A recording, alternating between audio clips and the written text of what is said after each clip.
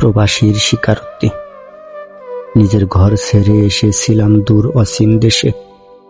ভেবেছিলাম কষ্টের মেয়াদ ফুরাবে কিছুদিনে, কিন্তু সময় শুধু চলল, থামল না একবার।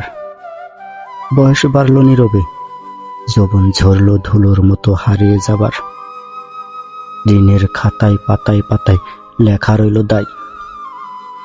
শেষ হলো না আজও, শুধু আমি ফুরলাম প্রায়। বাবা আজ বুড়ো, কাঁধে নেই আগের জোর। মার চোখে ক্লান্তি, শরীর আর দেয় না সাঁতার। আমি শুধু দূর থেকে দোয়া পাঠাই প্রতিদিন।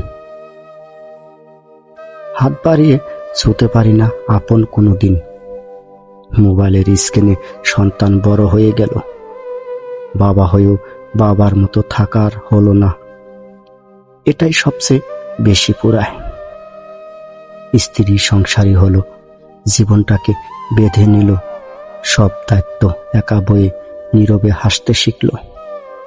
আর আমি টাকা পাঠাই, স্বপ্ন পাঠাই, আশা পাঠাই, কিন্তু নিজের ইচ্ছা একবার দেশে যাই সেটুকু পারি নাই।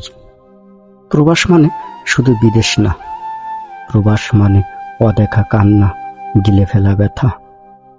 এই জীবনে সব দিলাম আপনদের সুখের তরে, শুধু নিজের জীবনটা রয়ে গেল ঋণের ঘরে।